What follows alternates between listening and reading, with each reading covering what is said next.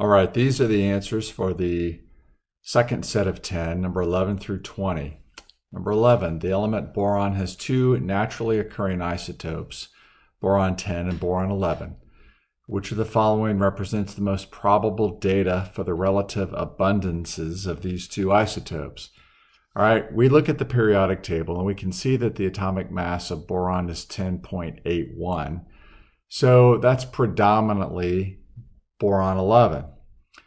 But we've got a couple of choices to make here. If we want to confirm choice A or B, we can look at, for example, choice A and say that this is 0.8 or 80% times 11 plus 0.2 or 20% times 10, and that gives us a mass of 10.8. So that's a pretty close number to 10.81.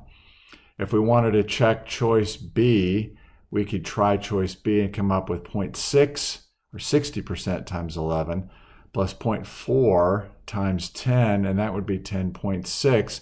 And there's enough difference there that it's not a good choice. So our answer for this problem is choice A. Number 12, perhaps the easiest one on this little practice quiz, is to convert Kelvin back to Celsius. And in order to do that, we have to subtract 273. And when we do that, we get 136 degrees Celsius. All right. Number 13, what is the empirical formula of an oxide of chromium that is 48% oxygen by mass? All right, if it's 48% oxygen, I only have two things, chromium and oxygen. So that must mean that the other 52% is chromium. And now if I take a 100-gram sample, that must mean that I have 52 grams of chromium and 48 grams of oxygen. And when I divide each of these by their atomic masses, 52 divided by 52 is 1, and 48 divided by 16 is equal to 3. So my ratio of chromium to oxygen must be 1 to 3. So my answer is choice C. So in this problem and in the following several problems, it kind of looks like, oh, I can't do this without a calculator. But in fact, you can, and you will get a lot of practice this coming year in doing what looks like hard problems that you can't do without a calculator, but you can. Number 14, I've got a metallic element heated in air until the metal reacts completely with oxygen, and I've got a table of some data, and what is the most probable formula for the metal oxide? All right. So the mass of the metal itself is going to be the mass of the crucible, lead, and metal minus the mass of the crucible on the lid. So I get 41.0 minus 3.6 is 5 grams.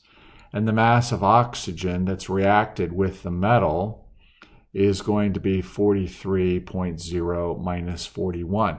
The AP Chem exam is going to have a number of problems like this where you have to look at the data that's given and try to figure out what is it telling you.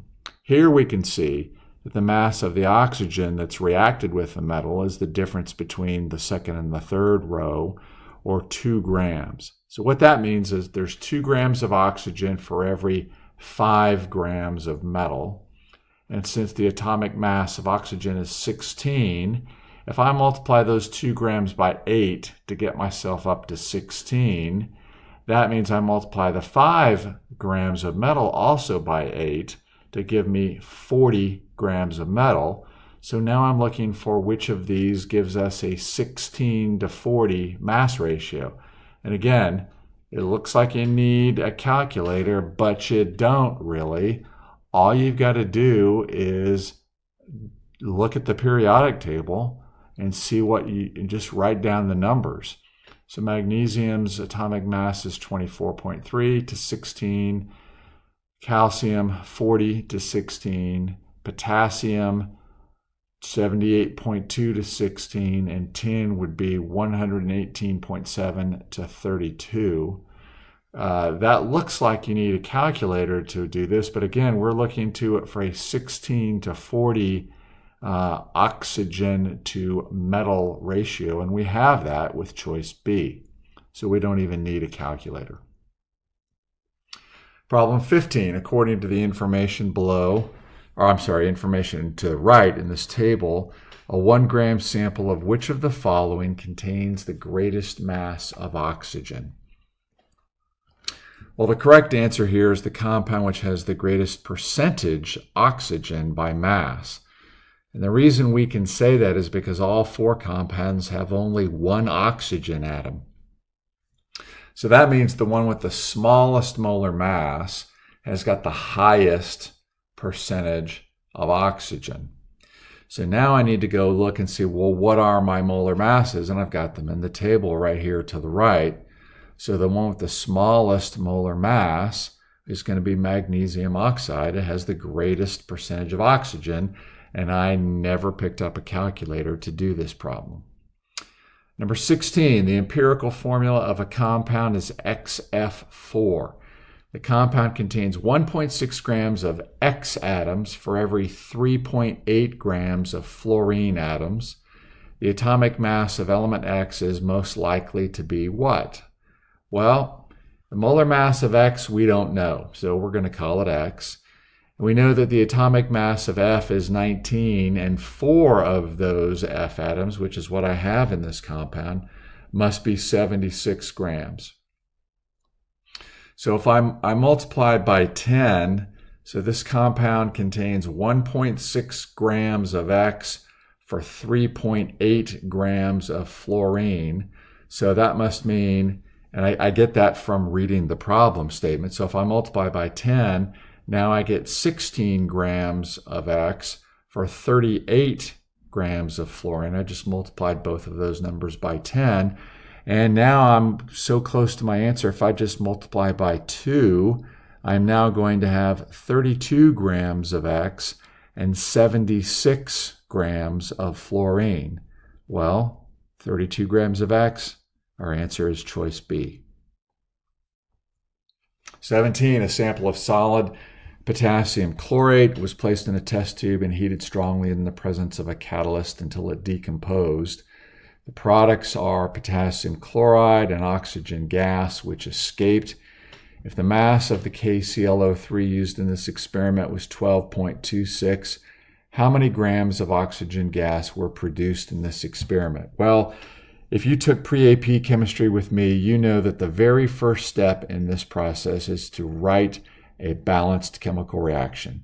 So we do that. We can say that I have 2 moles of KClO3, which decomposes into potassium chloride, KCl, and oxygen gas, which is O2. And when I balance it, I get the reaction shown. Now, 12.26 grams, again, I can look at this and go, oh, that's exactly 1/10 of a mole. And if I look at my balanced reaction, I get a stoichiometric ratio of 3:2.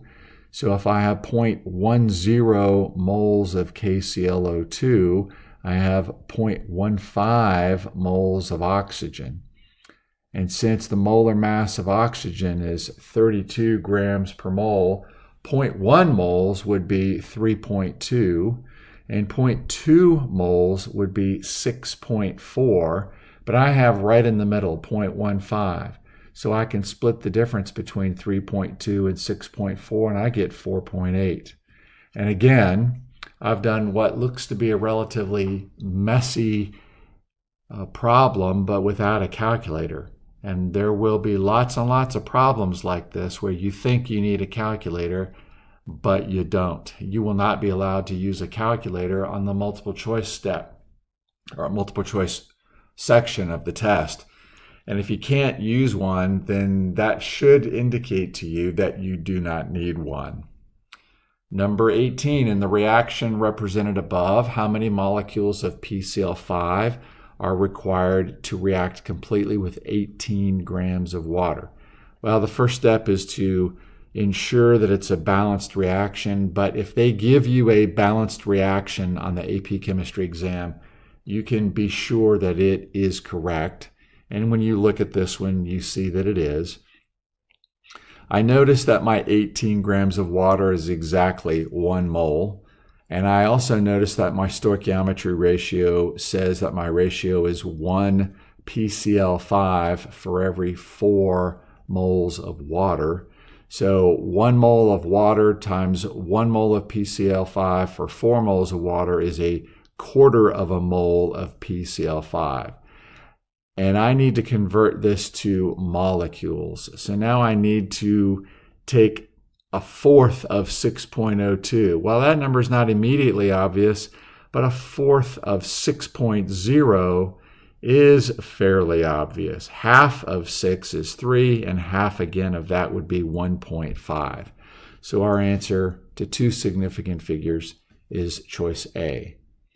All right, 19. Equal masses of potassium and chlorine gas are combined and allowed to react, producing potassium chloride, solid. The reaction proceeds until either one or both of the reactants have been completely consumed. At that point, what remains in the reaction vessel? All right, the first step, again, is to get a balanced chemical reaction. So I write 2K plus Cl2 reacts to form Cl2. And I also notice that off the periodic table that my molar masses of potassium, or my atomic masses are there. So 78.2 grams of potassium reacts with 70.9 grams of chlorine. Okay? If we have equal masses of each, say 78.2, then there will be some chlorine left over because only 70.9 grams of it reacts. Now, where do I get these numbers? 78.2 grams, that's 2 times 39.1. And 70.9 will be 2 times 35.45. So that's where those numbers come from. And so that means I'm going to have some chlorine left over since not all of it reacted. And I will have potassium chloride in the container because that's our product.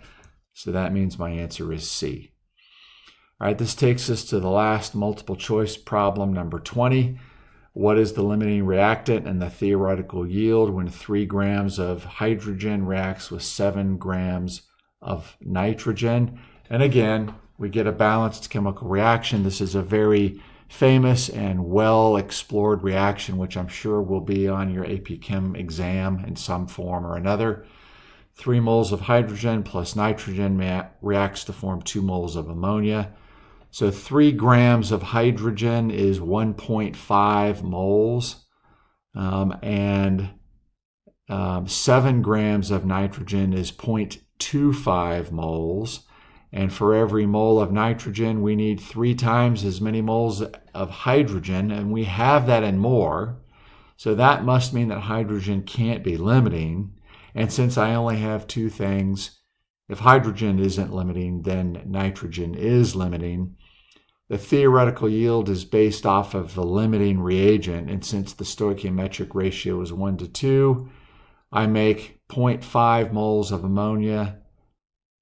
So therefore, I have 0.5 times 17 grams per mole, or 8.5 grams of NH3.